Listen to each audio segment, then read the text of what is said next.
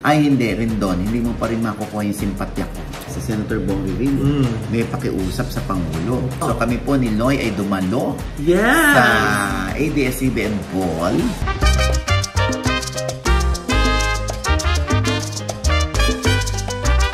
Alam mo, kanina pa kami salita rito, Chase. Oo nga. Ikaw, ano masasabi mo, Chase? I don't want to satisfy the whims of my detractors. Kaya may naiinis na nakikita ka dyan sa likod eh.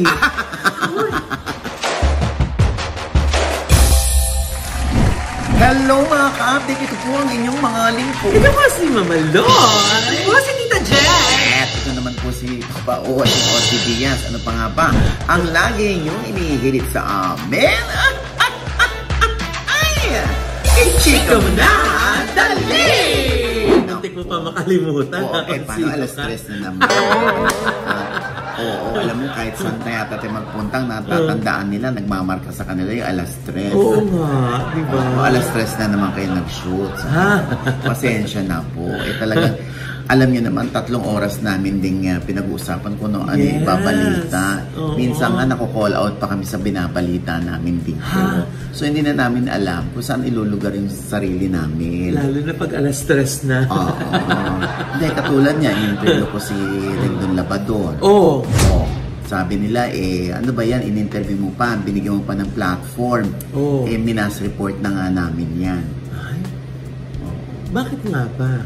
Alam nyo, di ba, pag hinayaan natin si Rendon Labrador na gano'n, at hindi natin siya maintindihan kung saan siya nanggagaling, di ba? Hindi natin malalaman ng punot dulin to. Ano bang, bakit ba siya laging galit? Kaya ako naman, syempre, bilang matagal na sa industriya, pinangangaralan ko siya. Tinan niyo naman, kahit paano nagbago ang lolo mo. Tinan mo yung mga post ngayon. Hindi ko alam kung mabait o nagbabait-baitan. Ano yung sabi niya? Malungkot daw ang Pasko nyo pag wala siya. Kaya love na daw tayo. Iba raw siya ng hair niya, di ba? Anyway, yung mga nagsasabing na-disappoint sila sa akin dahil in-interview ko si Rendon Labrador, wala naman akong magagawa. Di ba? Dalawa lang naman ho yan. Panonoorin nyo o hindi. Pag hindi nyo pinanood, ibig sabihin, ayaw niyong panoorin. Pag pinanood niyo, dahil curious lang kayo kung paano ko siyang tinalakan din, kung paano ko siyang tinanong ng diretsahan. Kasi ganun siya kadiretso mambira. O di ganun din ako kadiretso magtanong.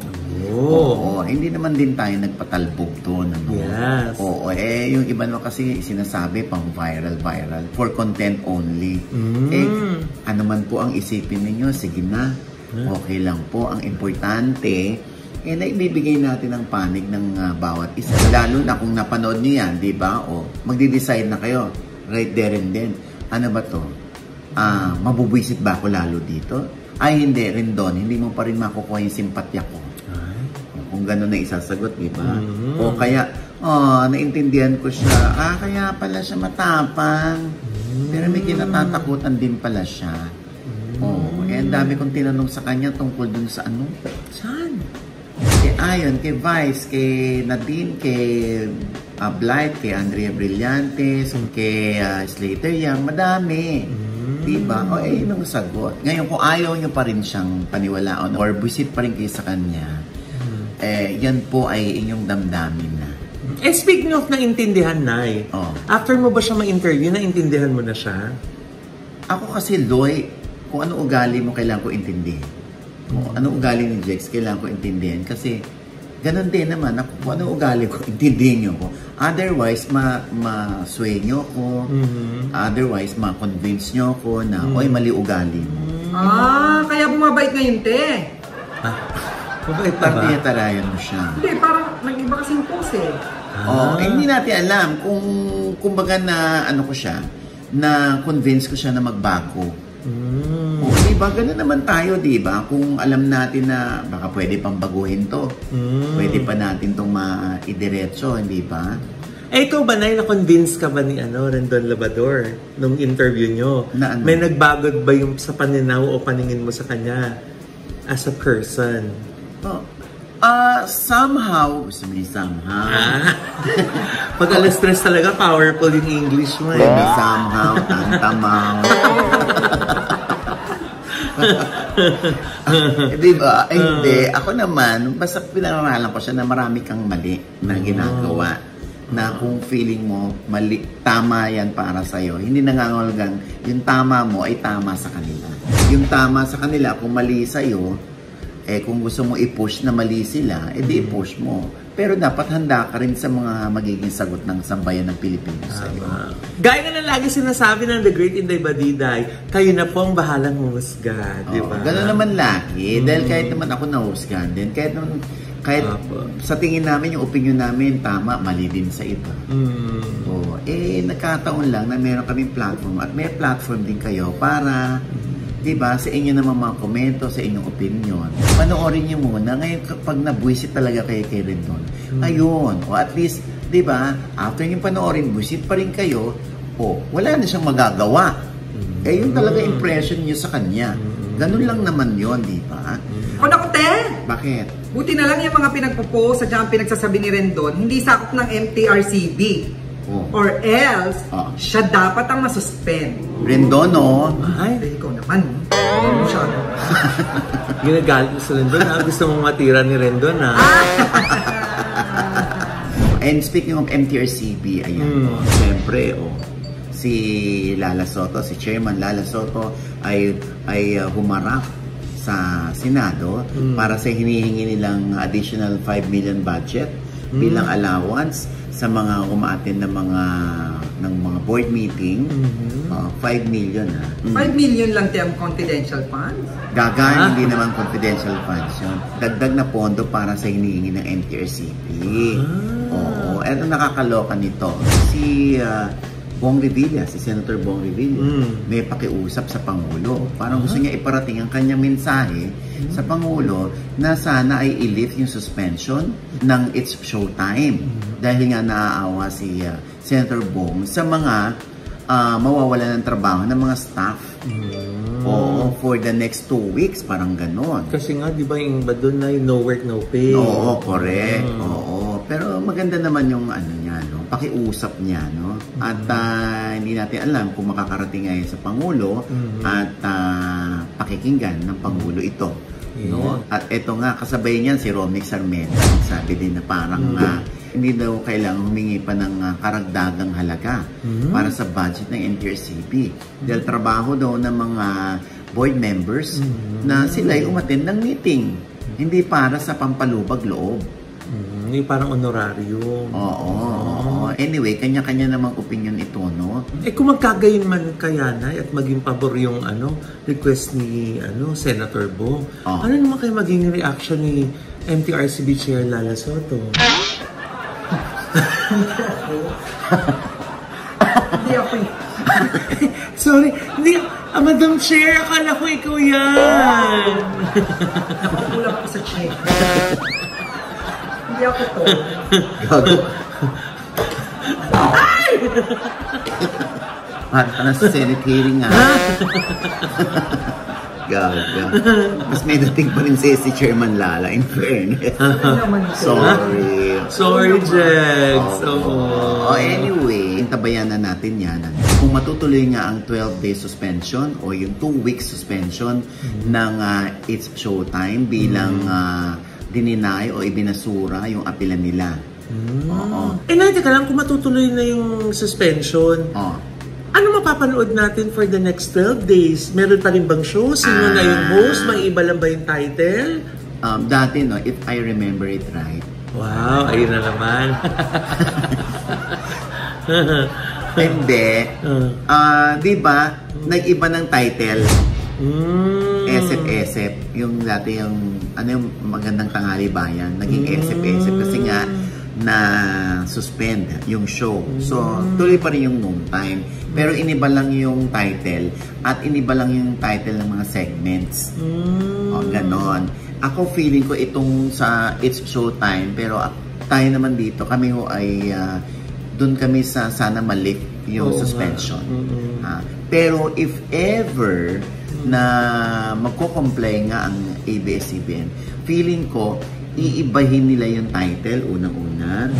At maglalagay sila ng ibang host. Tapos, para magpatuloy ng show, at syempre may mga segments doon na iba rin na noon lang makikita.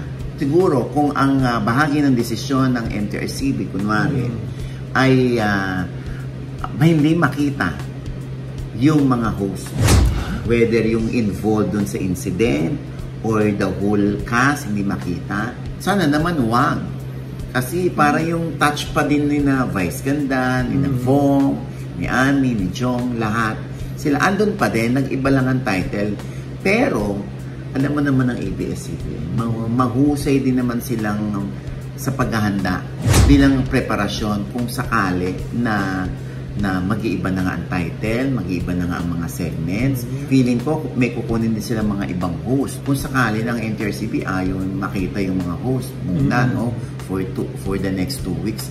Siguro, kunin na rin pagkakataon ito ng mga host na samantalahin nila magpahinga. Oo, para pagbalik nila, recharge na sila. Oo, may mga bago kaming pasabog, ganyan. Posible pala yun na na pwedeng kasama sa desisyon, yung pati mga host hindi pwedeng makita? Hindi, kung sakali. Kung sakasakali. Hindi ko na lang mangyayari. Wala lang, inaano ko lang. Kasi kung kilala ko ABS-CBN, hindi sila yung tipong, oh my God, hindi kami nakapaghanda. Maghahanda yan. They're always prepared for the worst case scenario. Knowing ABS-CBN, mahusay din sila sa mga ganyan mga kung kailangan ng strategy. Diba? Para lang, alam mo yon, makalaban pa rin head-on sa EAP at sa Itbulaga. Diba? Pero, alam mo kung mapapansin mo, no, lalong tuloy na curious yung mga tao sa It's Showtime. Oo. Parang mas ninanamnam nila ngayon bago pa mag-absent sa ere. Pansamantala. Oo. Kung matutuloy. Oo, totoo. Diyos ko na, lalong namamayag pag ang It's Showtime. Naku-curious lalo mga tao eh. Nabubuhay tuloy yung dugo ng mga manonood na panoorin yung real time, yung free TV. Di ba? Alam mo, kanina pa kami salita rito, Chicks. Oo nga. Ikaw, ano masasabi mo dyan? I don't want to satisfy the whims of my detractors.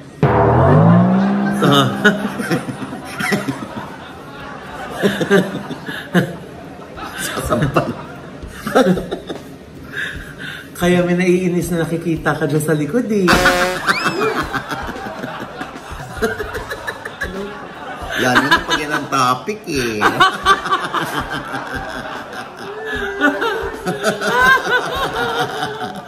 Ay, nako. Ay, nabanggit mo na yun na namamayagpag ang Showtime. Namayagpag din ang ABS-CBN. Bakit? Sa Asian Academy Creative Awards. Ang dami nila na panalunan na. Anong naiuwi? Unang-una na dyan, yung Katleya Killer na nanalo ng national winner for Best Drama Series. Katleya Killer, si Arjo Atay. Yes, si Arjo nanalong Best Actor. Di ba? Congrats. Ang bongga. At saka nanalo sila ng Best Cinematography din. At syempre kung may Best Actor, may Best Actress. Sino? Ang nanalo, si Heaven Peralejo para sa Nanahimik ang Gabi. Di ba? Apakabongga. Nanalo din si Mon Confiado na bilang Best Supporting Actor para sa Nanahimik ang Gabi. Di ba? Ang yung favorite, Dirty Linen. Nanalo bilang Best Promo and Trailer. Pero nanalo naman Best Director si Direk Onat Diaz ng Dirty Linen. May kapatid because Diaz yan, darling. Ay, talaga? As Tita Glo. Sino pa na? Ayan, nanalo din bilang Best Adaptation of an Existing Format ang Flower of Evil. Si Papa P at saka si Lovie po, di ba? Okay. Ang ASAP natin to, Nay, nanalo bilang national winner ng Best Music or Dance Program. Okay. Wow! At syempre, ang Everybody Sing ni Meme, nanalong Best General Entertainment Game or Quiz Program. Congrats! Di ba? Ay, di pa tapos! Ayan pa. Best Original Production by a Streamer or OTT, ang Drag You and Me ni Blythe. Wow, si Andre Brillantes. Si Andre Brillantes, sana makarating to. Apakahusay mo sa senior high. Diba? Lahat kayo actually. Pero si Blythe talagang, siya si Sky talaga. Hindi siya si Andre Brillantes. Diba? Oh. Sino pa nanalo? At syempre, bilang pamuli, bilang Best Supporting Actress naman, si Sue Ramirez para sa K-Love. Congratulations ABS-CBN at sa lahat ng mga nanalo. Thank you for making our country proud, di ba? Alam mo, kasabay niya, no? Si Catherine Bernardo ay isinusulong sa Senado. Ha? Bakit? Senate resolution commends Catherine Bernardo for Seoul International Drama Awards triumph. Ang nagsusulong nito ay si Senator Lito Lapid naman. Tapos, ang FDCP or yung Film Development Council of the Philippines ay pinarangalan naman si Vice Ganda for bringing the comedy bar style to mainstream television and movies. At in-emphasize din nila na si Vice Ganda ay siya pa rin humahawak ng box office records among her films. Siyempre, wala doon si Vice para tanggapin ang parangal. Ang Star Cinema ang tumanggap nito para sa kanya. Tapos din, Loy, Jex, sina Tito Vic at Joey, ang last recipients of the new breed of comedians recognition by the FDCP. Kaya ang tumanggap nito, wala yung tatlo, kundi ang kanilang mga anak na sina Vice Mayor Gian Soto, Oyo Boy Soto, at Jaco De Leon. Congratulations! Yes. In fairness, phenomenal box office star talaga. At ang kabogabon, box office star talaga si Vice Ganda. True. Imaginein mo kung sumali pa si Vice Ganda dito sa Film Fest. Wala. 3 na lang ang natitirang pagpipilian. Oo nga. Mga 30 ang naglaban-laban. Para sa 4 na posisyon. Nakakaloka, At diba? hindi lang putyo-putyo, napakabibigatin ng mga cast ng mga pelikula na to. Correct, oo. Grabe. And speaking of mga bigatin, ayan na nga. So kami po ni Loy ay dumalo sa ABS-CBN Ball. Kung saan marami ho tayong nakita mga artista at nakadaupang palad at nakachikahan. Syempre. Bago ang lahat, ang aming mga kasuotan dyan ay gawa ni Rao Uson. Yes, Ryan Ablasa Uson. Yes. Thank you, Rao. Ayan ang black gown ni Loy. At ang aking suit. Diba? Ayaw ng pants. Ang ganyan. Thanks, Rao. Sino mga nakita niyo dun, te? Ay, syempre, hindi ka namin nakita kasi hindi ka invited. Wala ako. At ang mga nakita nga namin doon at nakahuntahan ay ito.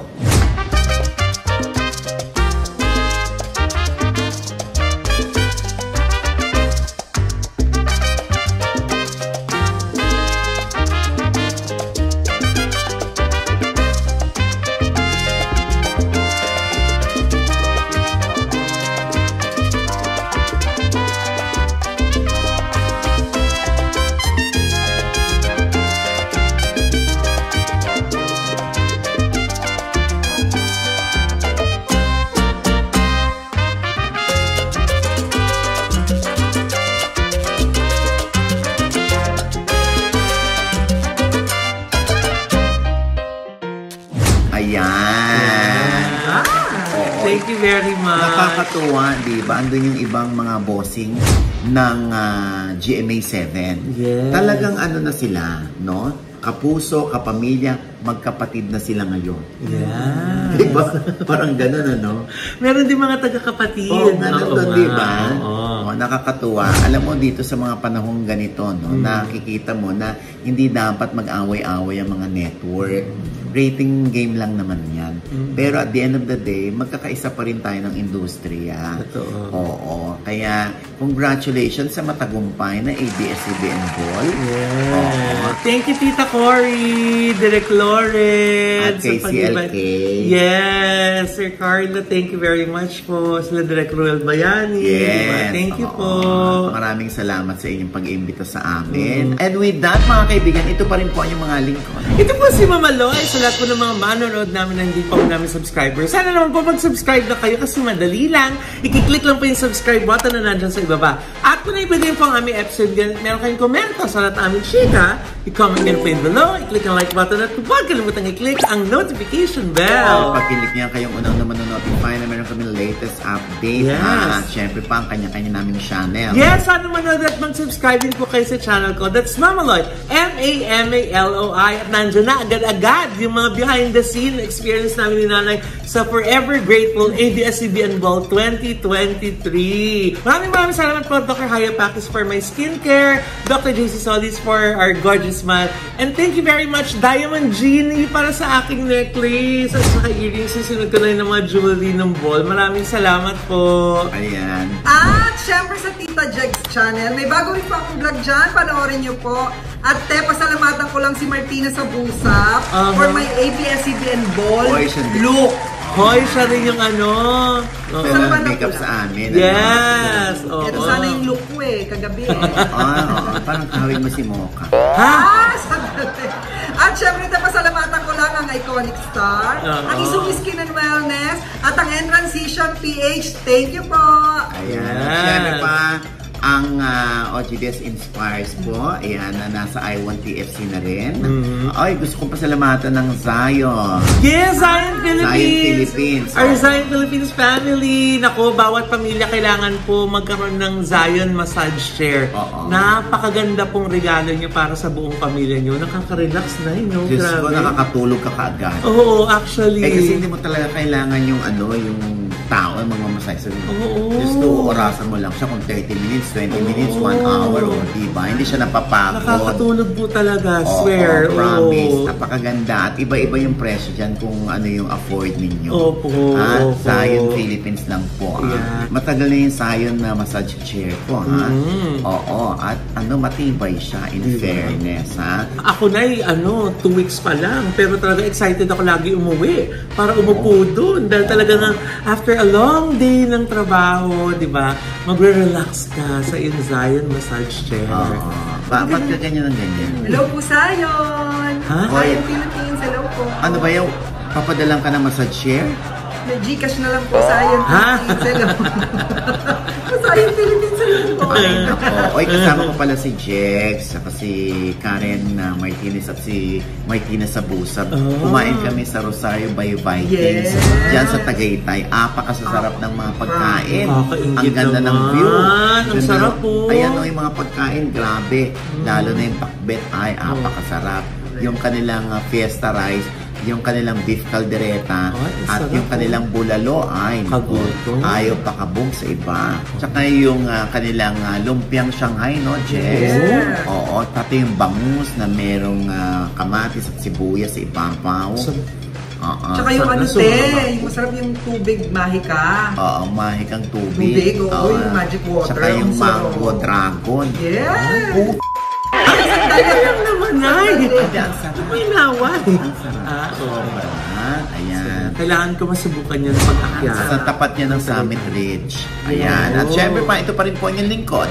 Papa Osing OGBS na lagi nagsasabi at nagpapaalala sa inyo na sa tuwing gigising po tayo, tuwing umaga, wag na wag po tayong makakalimot.